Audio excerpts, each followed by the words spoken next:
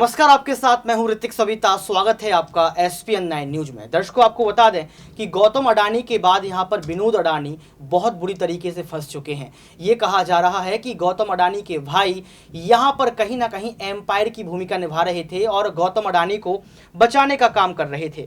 गौतम अडानी के बड़े भाई को लेकर बड़ा खुलासा हुआ है। पहले आप इस रिपोर्ट को देखिए। आइए जानते हैं कि यहाँ पर कैसे फंसे हैं गौतम अडानी के भाई विनोद अडानी। गौतम अडानी के जीवन में भूचाल तब आया जब अमेरिका की हिंडनबर्ग रिसर्च ने उनके खिलाफ एक रिपोर्ट जारी की। इस रिपोर्ट में उनके बड़े भाई विनोद अडानी की भूमिका को लेकर गंभीर सवाल किए गए थे।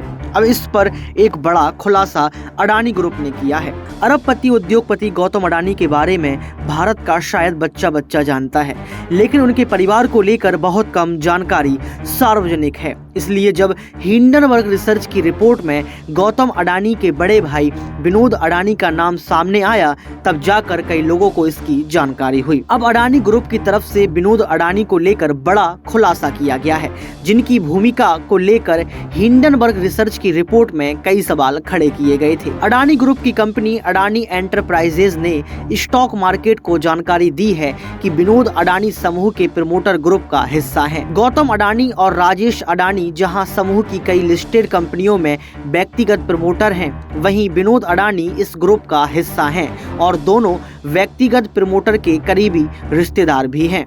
अडानी ग्रुप की ओर से जो बयान जारी किया गया है, उसमें साफ साफ कहा गया है कि विनोद अडानी ग्रुप की अलग अलग लिस्टेड कंपनियों के प्रमोटर समूह का हिस्सा हैं। उनकी भागीदारी पूरी तरह से भारतीय नियमों के मुताबिक है, जबकि स्टॉक एक्सचेंज से जुड़ी सार्वजनिक सूचनाओं में समय समय पर इस बारे में खुलासा किया गया है।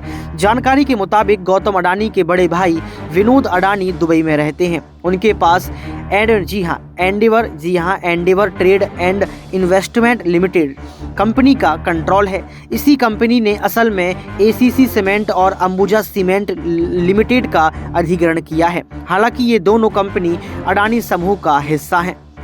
अडानी समूह ने पिछले साल हॉलसिम सीमेंट कंपनी के भारतीय कारोबार का अधिग्रहण कर लिया था। इस डील के साथ ही अडानी ग्रुप देश की दूसरी सबसे बड़ी सीमेंट कंपनी बन गई थी।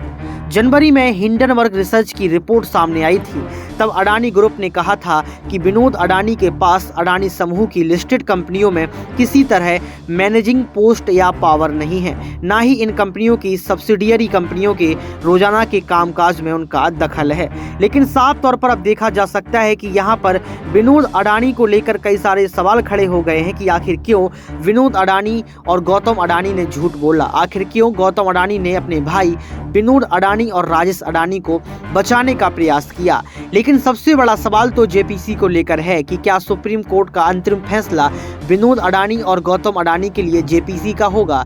क्या विपक्ष यहाँ पर जो है JPC की जांच जो कर रही है, मांग जो कर रही है, उसको लेकर सक्सेसफुल हो जाएगी? क्योंकि लगातार देखा जाए तो एक के बाद बड़े एक खुलासे विनोद अडानी को लेकर हो रहे हैं। तो देखा आपने इस रिपोर्ट को देखने के बाद आपको पता लग गया होगा कि किस तरीके से यहाँ पर विनोद अडानी फंस चुके हैं। लेकिन देखना ये होगा कि आने वाले समय में क्या सुप्रीम कोर्ट विनोद अडानी को लेकर भी JPC का आदेश देगा, या फिर आने वाले समय में ये भी देखना पड़ेगा कि गौतम अडानी और विनोद अडानी दोनों लोग फंस जाएंगे। लेकिन JPC की मांग जो विपक्ष कर रहा है, क्या वो पूरी होगी? कमेंट बॉक्स में आप जरूर बताएं।